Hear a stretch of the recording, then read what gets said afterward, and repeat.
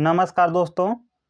RRB JE के लिए CBT 2 का क्लास जो स्टार्ट किए थे, जिसमें आप लोगों को प्रोवाइड किया जा रहा था टॉप 50 एमसीक्यू। यह इसका जो है सेकेंड पार्ट है, यानी इसमें आप लोगों को टॉप 50 एमसीक्यू जिसमें आप लोगों को प्रोवाइड किया जा रहा था जीके जीएस, इन्वायरमेंट, इसके साथ ही साथ फिजिक्स, केमिस्ट्री और कंप्यूटर के जो 50 एमसीक्यू आते हैं जो सीबीटी 2 में, वहीं मद्देनज़र देखते हुए आप लोगों को जो है इस सीरीज में डिलीवर किया जा रहा था। तो इसका जो है यहाँ सेकेंड पार्ट है। फर्स्ट पार्ट जो है ऑलरेडी यूट्यूब पर अपलोड कर दिया गया है, आप लोग विजिट करके देख सकते हैं। बिल्कुल आप लोगों को मैं जो आरआरबी जेई का सीबीटी 2 पैटर्न है उसी के अकॉर्डिंग आप लोगों को जो है क्वेश्चन मैं करा रहा हूँ।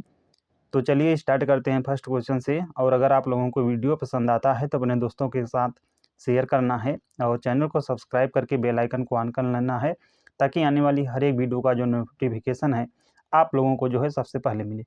देखिए, मैं इस सीरीज में जो है आप लोगों को अपनी तरफ से पूरी कोशिश करूँगा कि जो एग्ज़ाम पैटर्न है सीबीटी 2 का उसी अकॉर्डिंग जो है आप लोगों को क्वेश्चन प्रोवाइड किया जाए। इसके साथ ही साथ मैं आप लोगों को जो है पीवाईक्यू भी कराने की कोशिश करूँगा। अभी तो शुरुआत हुई है, आप लोग बस इस सीरीज़ को फॉलो कर लीजिए। आप लोग देख लीजिएगा, एग्ज़ाम आते आते बहुत ज़्यादा आप लोगों को ये जो क्वेश्चन हैं हेल्पफुल करेंगे एग्ज़ाम में। तो चलिए स्टार्ट करते हैं फर्स्ट क्वेश्चन से। फर्स्ट क्वेश्चन है, 1987 के मॉन्ट्रियल सम्मेलन में प्रमुख निर्णय क्या था, आपको बताना है। तो देखिए, जो 1987 का मॉन्ट्रियल सम्मेलन हुआ था, यह हुआ था कि विकसित देश यानी जो डेवलप्ड कंट्री हैं, इन्हीं को 2000 तक सीएफसी जो क्लोरोफ्लोरोकार्बन है, इसी के जो उत्पादन है यानी प्रोडक्शन में बैन यानी बंद करना है। तो 1987 के मॉन्ट्रियल जो सम्मेलन हुआ था, इसमें यह निर्णय लिया गया था कि 2000 तक जो है विकसित देशों को सीएफसी जो है इसी उत्पादन में जो है बैन लगाना है। तो करेक्ट आंसर ऑप्शन नंबर ए हो जाएगा। जो सीएफसी है ये मोस्ट इम्पॉर्टेंट हानिकारक एक गैस है जो O3 यानी जो ओजोन है इसी को क्षरण करती है, यानी क्षरण यानी हानि पहुंचाती है।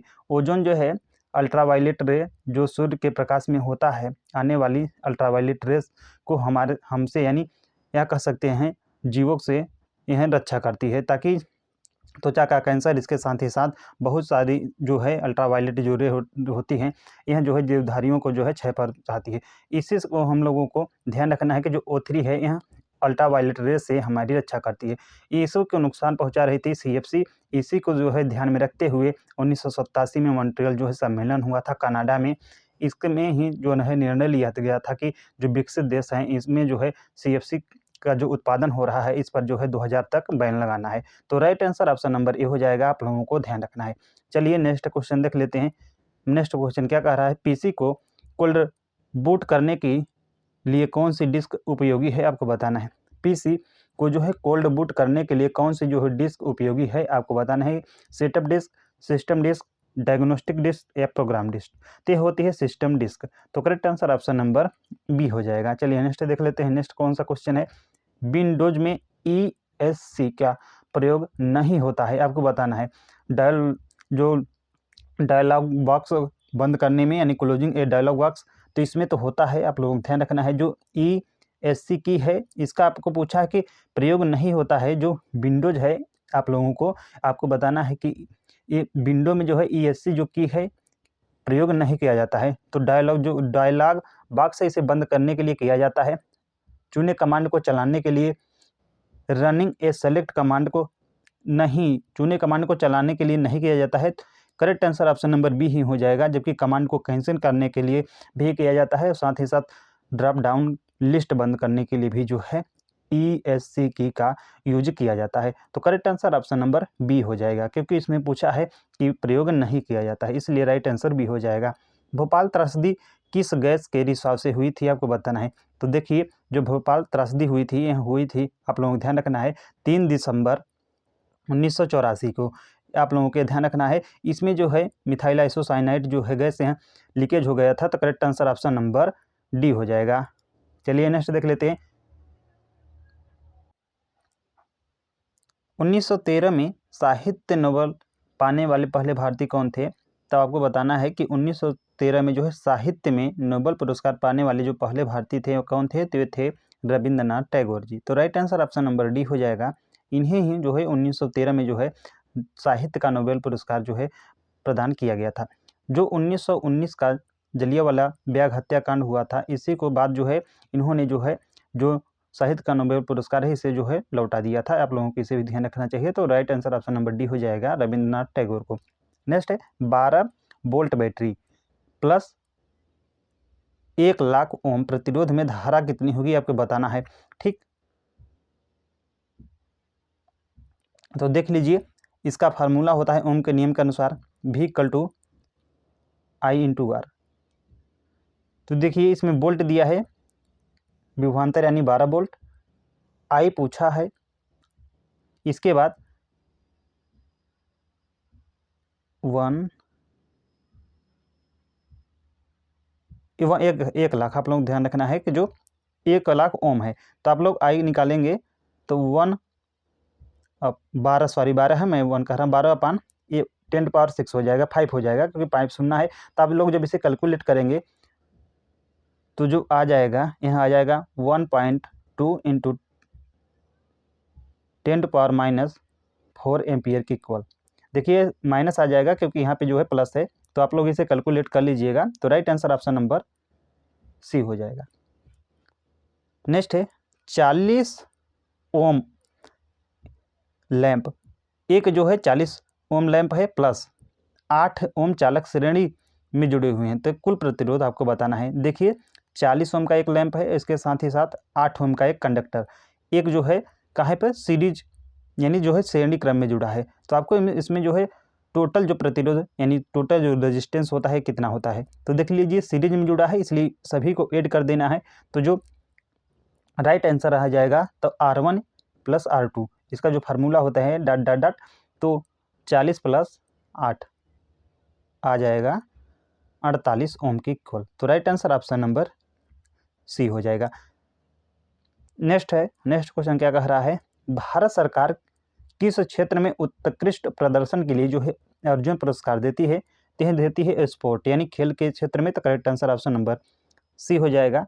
निम्न में से सबसे छोटी मेमोरी साइज है आपको बताना है। देखिए चारों में से, तो इनमें चारों में से सबसे छोटी जो इकाई है, तो correct answer option number C हो जाएगा किलोबाइट। किलोबाइट जो है यहाँ सबसे छोटी मेमोरी साइज है इन चारों में से। आप लोगों को ध्यान रखना है। जब आपतित किरण डैश होती है तो अवतल दर्पण के F पर तारे का प्रतिबिंब बनता है।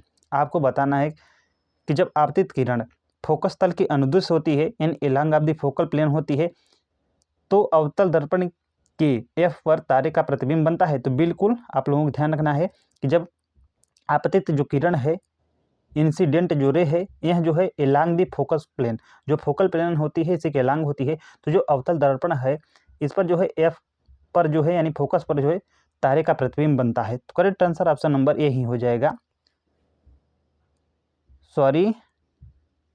फोकस तल की नहीं होता है, माफ कीजिएगा, जब आपतित किरण जो है, माफ कीजिएगा मैं ध्यान नहीं दिया, ये नहीं होगा, मुख्य अक्ष के समांतर होती तब। Correct answer option number B हो जाएगा। देखिए parallel to the principal plane, जो प्रिंसिपल एक्सिस होती है इसके जब समांतर होती है तब आप लोगों को ध्यान रखना है कि अवतल दर्पण के फोकस पर जो है तारे का प्रतिबिंब बनता है, न कि फोकस तल के अनुदिश। आप लोगों को ध्यान रखना है, यह नहीं होगा। तो correct answer option number B हो जाएगा। ठीक, नेक्स्ट क्वेश्चन है क्वेश्चन नंबर 11। यदि ओजोन परत जो है पतली हो जाए तो उसका जो है इफेक्ट आपको बताना है कि क्या होगा। ओजोन छिद्र पुनः जो है वितरण से बंद हो जाएगा, या त्वचा कैंसर के मामले में बढ़ जाएगी, या पृथ्वी का तापमान बढ़ जाएगा, या सतह पर ओजोन की मात्रा बढ़ जाएगी। देखिए ओजोन की मात्रा तो नहीं बढ़ेगी और न ही पृथ्वी का जो है तापमान बढ़ेगा, क्योंकि यहाँ ग्रीन हाउस गैस नहीं है। ग्रीन हाउस गैस कौन सी होती है? कार्बन डाइऑक्साइड हुई, जैसे कि और मीथेन हुई, तो यह भी नहीं होगा। हाँ, त्वचा का कैंसर बढ़ जाता है। तो right answer option number C ही हो जाएगा। तो right answer option number B हो जाएगा कि जो त्वचा के कैंसर के मामले हैं बढ़ जाएंगी यदि ओजोन जो परत है यह जो है की पतली हो जाए। तो correct answer option number B हो जाएगा। जब परावर्तित किरण ध्रुव से गुजरकर डैश होती है तो उसी पथ पर लेकिन विपरीत दिशा में जाती है। तो ध्यान रखना है, फोकस तल है उसके जो है परपेंडिकुलर होती है यानी लंबवत होती है, तभी तो उसी के पथ पर होती है, लेकिन जो दिशा होता है वो विपरीत हो जाता है। तो right answer option number A ही हो जाएगा कि फोकस तल के लंबवत। तो जब परावर्तित किरण जो है ध्रुव से जो है गुजर कर फोकस तल के लंबवत होती है, तो वह जो है उसी पथ पर लेकिन विपरीत दिशा में जो है लौट जाती है। तो करेक्ट आंसर ऑप्शन नंबर ए हो जाएगा। निम्न में से कौन सा सही नहीं है, ये आपको बताना है। इसमें पूछा है सही नहीं है, तो संयुक्त राष्ट्र सुरक्षा परिषद के 5 जो है अस्थायी सदस्य हैं, तो बिल्कुल 5 अस्थायी सदस्य हैं, तो यह तो राइट है। संयुक्त राष्ट्र की 6 आधिकारिक भाषाएं हैं, तो यह भी राइट है। अंतर्राष्ट्रीय न्यायालय यानी इंटरनेशनल जो चीफ जस्टिस हैं, इनके न्यायाधीश का जो कार्यकाल होता है 5 वर्ष का होता है, तो 5 वर्ष का नहीं होता है, 9 वर्ष का होता है। यही जो है रंग है। तो correct answer option number C हो जाएगा। डी क्या कह रहा है कि अंतर्राष्ट्रीय न्यायालय में 15 न्यायाधीश होते हैं, तो बिल्कुल होते हैं। तो right answer option number C हो जाएगा। संयुक्त राष्ट्र के निम्नलिखित प्रमुख अंगों में से कौन सा न्यूयॉर्क में स्थित नहीं है। देखिए यहाँ पे पूछा है कि न्यूयॉर्क में स्थित नहीं है, आपको यह बताना है। तो जो इकोनॉमिक एंड सोशल काउंसिल है, इसका जो मुख्यालय है न्यूयॉर्क में है, तो बिल्कुल है। जो सचिवालय है इसका भी न्यूयॉर्क में है, और न्याय परिषद का भी जो है मुख्यालय न्यूयॉर्क में है। न्यूयॉर्क जो है यूएसए का एक शहर है प्रमुख। अंतर्राष्ट्रीय न्यायालय इंटरनेशनल कोर्ट ऑफ जो जस्टिस है, इसका ही मुख्यालय जो है न्यूयॉर्क में ना होकर दी हेग में है, और द हेग जो कहाँ पर है, तो जो है नीदरलैंड में है। तो correct answer option number D हो जाएगा। जबलपुर किस नदी के किनारे पर स्थित है, तो यह जो है नर्मदा नदी के किनारे पर स्थित है, तो right answer option number D हो जाएगा। जबलपुर जो है मध्य प्रदेश का कह सकते हैं न्यायिक राजधानी है, क्योंकि हाई कोर्ट जो है जबलपुर में ही है मध्य प्रदेश का। नेक्स्ट है, भारत के 14वें राष्ट्रपति के रूप में शपथ लेने वाले पहले जो है रामनाथ कोविंद का आपको बताना है कि कौन सा पद संभाल रहे थे। उपराष्ट्रपति थे, या बिहार के राज्यपाल थे, या लोकसभा अध्यक्ष थे, या बिहार के मुख्यमंत्री थे। तो यह थे बिहार के राज्यपाल। Correct answer option number B हो जाएगा। आकाशगंगा यानी मिल्की जो वे है, आकाशगंगा है, इसका आपको आकार बताना है। इस गैलेक्सी का जो मिल्की वे गैलेक्सी है, इसका आपको शेप बताना है। तो देखिए प्रमुखता रेगुलर यानी नियमित भी नहीं है, अनियमित भी नहीं है, स्पाइरल है, तो बिल्कुल सी राइट हो जाएगा। जो है स्पाइरल है, right answer option number C हो जाएगा। प्राथमिक उपभोक्ता यानी प्राइमरी कंज्यूमर कौन होते हैं, तो यह होते हैं शाकाहारी यानी हर्बी बोर होते हैं। तो right answer option number D हो जाएगा। येलोस्टोन नेशनल जो पार्क है यहाँ कहाँ पर स्थित है, येलोस्टोन जो नेशनल पार्क है कहाँ पर स्थित है, तो यूएसए में स्थित है। ऑप्शन नंबर सी राइट हो जाएगा, संयुक्त राज्य अमेरिका में। समुद्र तल पर जो है पर्यावरणीय दाब कितना होता है, तो देख लीजिए समुद्र तल पर पर्यावरणीय दाब होता है, यह होता है 1 ATM के बराबर। तो right answer option number C हो जाएगा।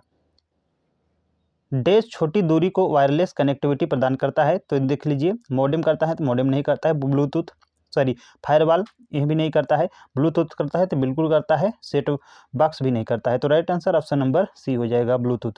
तार का प्रतिरोध उसके डैश के व्युत्क्रमानुपाती होता है, आपको बताना है। टेम्परेचर के, या प्रतिरोधकता के, या लेंथ के, या अनुप्रस्थ काट का क्षेत्रफल के।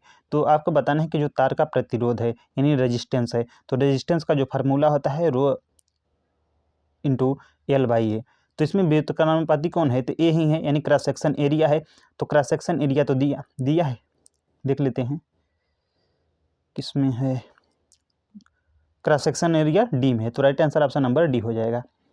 निम्न में से कौन इस समूह का सदस्य नहीं है, आपको बताना है। यूनिक्स, MS-DOS, विंडोज या फायरवॉल। देखिए तीनों के तीनों जो है ऑपरेटिंग सिस्टम है यानी OS है, जबकि फायरवॉल जो है ये ऑपरेटिंग सिस्टम नहीं है, यह जो है नेटवर्क से रिलेटेड है। तो right answer option number D हो जाएगा, फायरवॉल।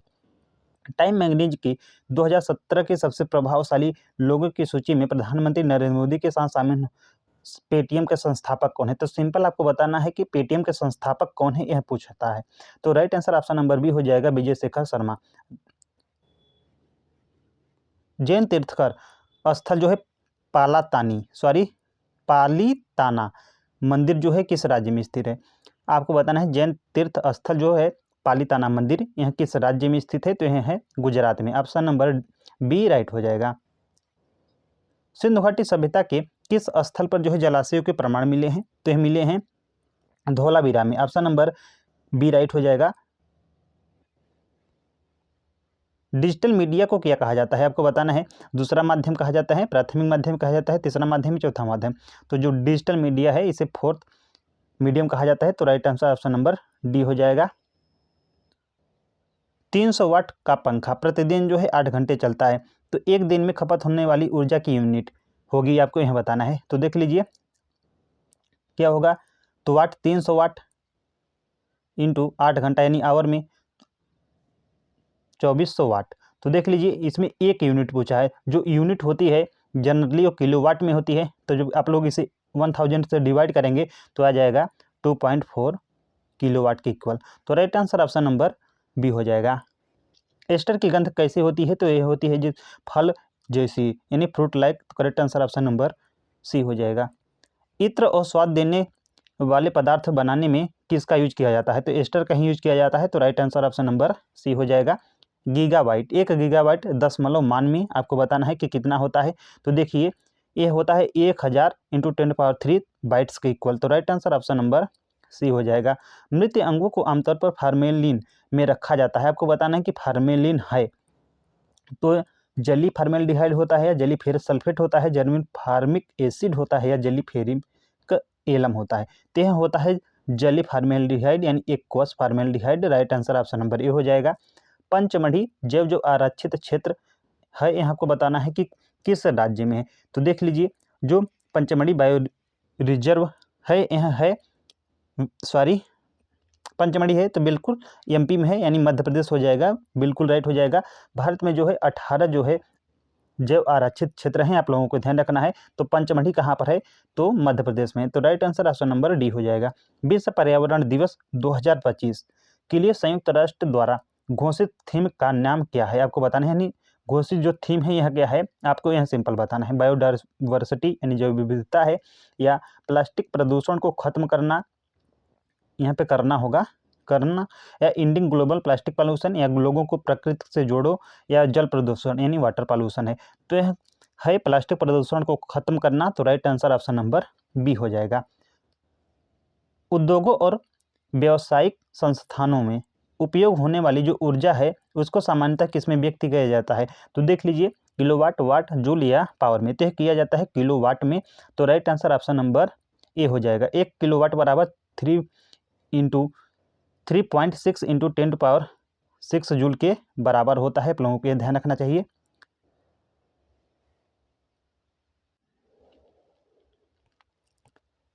ये हो गया था, अब ये होगा क्वेश्चन नंबर 36, बिल्कुल यही है। नेक्स्ट क्वेश्चन है क्वेश्चन नंबर 36। आपको बताना है कि निम्न में से कौन सा यंत्र जो है रासायनिक ऊर्जा को विद्युत ऊर्जा में बदलता है। तो आई थिंक सभी को पता होगा, यह है बैटरी। बैटरी जो है रासायनिक ऊर्जा को विद्युत ऊर्जा में बदलता है। विद्युत जनरेटर यानी इलेक्ट्रिक जो जनरेटर है या डायनमो कह सकते हैं, यह जो है मैकेनिकल जो एनर्जी है इसे जो है इलेक्ट्रिकल एनर्जी में कन्वर्ट करता है। आप लोगों को ध्यान रखना है। लिपिड ग्लिसरॉल को मिलाकर किससे बनते हैं, आपको बताना है। लिपिड ग्लिसरॉल को मिलाकर किससे बनते हैं, तो ये बनते हैं फैटी एसिड से। राइट आंसर ऑप्शन नंबर ए हो जाएगा। कैल्शियम कार्बोनेट को गर्म करने पर कैल्शियम ऑक्साइड और कार्बन डाइऑक्साइड में विघटन डैश का उदाहरण होता है। देखिए कैल्शियम कार्बोनेट को गर्म करने पर इस जो है कैल्शियम ऑक्साइड और कार्बन जो डाइऑक्साइड है इसमें जो है विघटित हो जाता है। तो आपको बताना है कि जो अभिक्रिया है किस प्रकार की अभिक्रिया है। विद्युत अपघटन अभिक्रिया है, तापीय अपघटन अभिक्रिया है, या ऊष्माक्षेपी अभिक्रिया है, या प्रकाश रासायनिक अपघटन अभिक्रिया है। तो यह है थर्मल डिकम्पोजिशन रिएक्शन यानी तापी, यानी इसमें जो है टेम्परेचर दे रहे हैं क्योंकि गर्म किया जा रहा है। तो इसलिए right answer option number B हो जाएगा कि कैल्शियम कार्बोनेट को गर्म करने पर कैल्शियम ऑक्साइड और कार्बन डाइऑक्साइड में विघटन होने का जो अभिक्रिया होती है यह है तापीय अपघटन अभिक्रिया। तो right answer option number B हो जाएगा। सकल राजकोषीय घाटा बढ़ाने का कारण क्या होगा, आपको बताना है। Which would result in increase in, आपको बताना है कि सकल राजकोषीय घाटा बढ़ाने का कारण क्या होगा। विदेश से ऋण में कमी है, या राजस्व प्राप्तियों में कमी है, या आरबीआई से ऋण में कमी है, या राजस्व प्राप्तियों में वृद्धि है। तो देख लीजिए क्या कह रहा था क्वेश्चन कि सकल राजकोषीय जो घाटा है बढ़ाने का जो कारण होगा यह होगा कि जो राजस्व प्राप्तियां हैं इसमें कमी, यानी राजस्व प्राप्तियों में कमी। तो correct answer option number B हो जाएगा। सरकार की उधार आवश्यकता को कौन दर्शाता है, आपको बताना है। राजस्व घाटा दर्शाता है, पूंजी घाटा दर्शाता है, या राज्यकोषीय घाटा, या चालू जो खाता घाटा है यह दर्शाता है। तो सरकार की उधार आवश्यकता को जो दर्शाता है कैपिटल डिफिसिट यानी जो है यहाँ पे सरकार की उधारी आवश्यकता को कौन दर्शाता है, तो दर्शाता है राजकोषीय जो घाटा होता है यानी फिजिकल डिफिसिट। तो correct answer option number C हो जाएगा। आप लोगों को ध्यान रखना है इसे। विभिन्न प्रोग्राम इंटरनेट पर डेटा कैसे आदान प्रदान करते हैं, यह कौन तय करता है, आपको बताना है। तो देख लीजिए, विभिन्न प्रोग्राम इंटरनेट पर जो है डेटा जो आदान प्रदान किया जाता है, यह जो तय करता है HTTP जो प्रोटोकॉल होता है यही। तो करेक्ट आंसर ऑप्शन नंबर ए हो जाएगा, hyper text transfer protocol. Option number ए राइट हो जाएगा। अवक्षेपण प्रक्रिया से क्या बनता है, आपको बताना है। इमल्सन बनता है, अघुलनशील लवण बनता है, क्षार बनता है या अम्ल बनता है। जो अवक्षेपण अभिक्रिया से बनता है यह होता है इनसॉल्युबल साल्ट। देखिए, जब कोई भी जली जो विलयन है, जो जब जो है केमिकल रिएक्शन कराया जाता है, तो उससे जो है यदि ठोस पदार्थ बनता है, जो ठोस पदार्थ यह बना यदि जल में जो है अघुलनशील है, तो उसे क्या कहा जाता है, अवक्षेपण अभिक्रिया यानी प्रेसिपिटेंस जो रिएक्शन होती है यह कहा जाता है। और यह जो अघुलनशील जो अवक्षेप है, यह जनरली क्या होता है, यह जो है अघुलनशील साल्ट ही होता है यानी लवण ही होता है जो ठोस होता है। तो right answer option number B हो जाएगा कि अवक्षेपण अभिक्रिया से जनरली जो बनता है यह जनरल होता है मैक्सिमम, या कह सकते हैं 100% क्या होता है, इनसॉल्युबल साल्ट ही होता है। तो correct answer option number B हो जाएगा। पद्मश्री से सम्मानित होने वाले पहले हॉकी खिलाड़ी कौन थे, आपको यह बताना है। ध्यानचंद, बलबीर सिंह सीनियर या लिली वाल्टर, क्लाडियस या धनराज पिल्ले। तो यह थे जो बलबीर सिंह सीनियर हैं, यही आप लोगों को ध्यान रखना है। जो बलबीर सिंह सीनियर है, इन्हीं जो है पद्मश्री से सम्मानित होने वाले यह पहले जो है हॉकी के खिलाड़ी थे। मेजर ध्यानचंद का जन्म 29 अगस्त को होता है और इन्हीं के दिवस पर जो है नेशनल स्पोर्ट डे मनाया जाता है। आप लोगों को ध्यान रखना चाहिए। गांधी शांति पुरस्कार वार्षिक रूप से किसे दिया जाता है, आपको यह बताना है। केवल व्यक्तियों को दिया जाता है या केवल संस्थाओं को दिया जाता है, या व्यक्तियों और संस्थाओं दोनों को दिया जाता है, या संस्थाओं के समूह को दिया जाता है। तो यह दिया जाता है व्यक्तियों और संस्थाओं दोनों को। जो गांधी शांति पुरस्कार है यह जनरली व्यक्तियों और संस्थाओं दोनों को प्रदान किया जाता है। तो right answer option number C हो जाएगा। आकाश में कौन सा तारामंडल नहीं है, देखिए शर्मिष्ठा है तो बिल्कुल है, सप्तऋषि भी है, लुब्धक नहीं है, तारामंडल नहीं है। आप लोगों को ध्यान रखना है। कालपुरुष भी है। आप लोगों को ध्यान रखना है कि आकाश में कौन सा तारामंडल नहीं है, तो यह है साइरस जो है तारामंडल नहीं है। आप लोगों को ये ध्यान रखना चाहिए। यह जो है सबसे चमकीला तारा है, न कि तारामंडल है। तो correct answer option number C हो जाएगा, लुब्धक यानी साइरस। भारतीय संविधान का कौन सा अनुच्छेद जो है 243 पंचायत की किस विशेषता से संबंधित है। तो सबसे पहले आप लोगों को ध्यान रखना है कि भारतीय संविधान का जो अनुच्छेद 243 है यह किससे रिलेटेड है, पंचायती राज से रिलेटेड है। आप लोगों को ध्यान रखना चाहिए। आपको यह बताना है कि जो 243 का ई है, इसमें जो है क्या दिया गया है, पंचायतों की संरचना है, या सीटों का आरक्षण है, पंचायतों का गठन है, या पंचायत की अवधि यानी ड्यूरेशन ऑफ पंचायत है। तो यह है पंचायत के ड्यूरेशन ही। ऑप्शन नंबर डी राइट हो जाएगा। पृथ्वी के अंदर जैव पदार्थों के अवघटन से बनने वाला ईंधन क्या कहलाता है, चारकोल, बायोमास, लकड़ी या जीवाश्म। तो पृथ्वी के अंदर जैव पदार्थ के अवघटन से बनने वाला जो ईंधन है यह कहलाता है फॉसिल यानी जीवाश्म जो ईंधन है यही। तो correct answer option number D हो जाएगा। यह एक प्रकार का जो है अनवीकरणीय जो है ऊर्जा का स्रोत है। आप लोगों को ध्यान रखना है। जबकि जो सूर्य का हुआ, विंड हुआ, ये सभी के सभी जो है रिन्यूएबल एनर्जी होते हैं। तो correct answer option number D हो जाएगा 47 का। 48 है, निम्न में से कौन सा कृत्रिम जो है पारिस्थितिकी तंत्र है, जंगल, तालाब, झील या क्रॉपलैंड यानी कृषि भूमि। तो इसमें क्या पूछा है, कृत्रिम यानी आर्टिफिशियल, या जो मानव के द्वारा बनाया जाता है इकोसिस्टम में। यहाँ तो जंगल यह नहीं है, तालाब भी नहीं है, लेक भी नहीं है, लेकिन जो कृषि भूमि है यही। तो correct answer option number D हो जाएगा। नेक्स्ट क्वेश्चन है, पोषक तत्वों से झील के पानी के समृद्ध होने से उसकी प्राकृतिक उम्र बढ़ने की प्रक्रिया को क्या कहा जाता है। पोषक तत्वों से झील के पानी के समृद्ध होने से उसकी प्राकृतिक उम्र बढ़ने की प्रक्रिया को क्या कहते हैं, तो यह कहा जाता है eutrophication. Right answer option number C हो जाएगा। देखिए, जो पोषक तत्व है यदि झील में जो है इनकी मात्रा जो है बढ़ रही है धीरे धीरे, तो इससे क्या होता है, इससे जो है जो कवक यानी फंगी होते हैं यह ज़्यादा से ज़्यादा फैलते हैं। तो क्या होता है, जो ये ऑक्सीजन है इसकी मात्रा जो है यह ले लेते हैं, तो कमी होने लगती है ऑक्सीजन में। तो जो जलीय जीव होते हैं जैसे कि मछली, इनसे प्रभावित होते जाती है, उनके जो है मरने का खतरा जो है अधिक होने लगता है। इसी को प्रक्रिया जो है, इसे ही यूट्रोफिकेशन के नाम से जाना जाता है। आप लोगों को ध्यान रखना चाहिए। तो correct answer option number C हो जाएगा।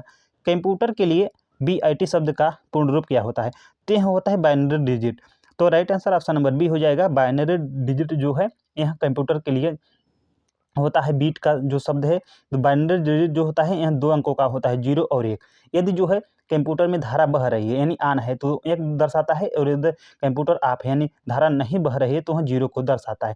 आप लोगों को ध्यान रखना चाहिए इसे। जो कंप्यूटर में है इसमें जो है BIT शब्द का पूर्ण रूप होता है, यह बाइनरी डिजिट होता है। चलिए नेक्स्ट देख लेते हैं। तो गाइस बिल्कुल 50 क्वेश्चन आप लोगों को जो है मैंने अप्रॉक्सीमेट जो है 25 मिनट 26 मिनट में जो है करा दिया है। अगर आप लोगों को जो है वीडियो पसंद आता है तो अपने दोस्तों के साथ शेयर करना है। देखिए आप लोग निश्चित होकर रहिए कि अभी जो है क्वेश्चन का थोड़ा जो है हार्ड नहीं है, धीरे धीरे मैं जो है हार्ड भी कराऊंगा। आप लोग निश्चित रहें। ऐसा जरूरी नहीं है कि क्वेश्चन जो है हमेशा जो है टफ ही पूछे जाते हैं, सरल भी पूछे जाते हैं। हो सकता है इसमें ज़्यादा से ज़्यादा PYQ हूँ। तो आप लोग निश्चित रहिए। आप लोग एक बार विश्वास कर लीजिए। एग्जाम तक आते आते मैं इतना क्वेश्चन आप लोगों को प्रोवाइड करा दूंगा कि बहुत ज़्यादा जो है हेल्पफुल करेगा एग्जाम में। तो मिलते हैं नेक्स्ट वीडियो में। Thanks for watching.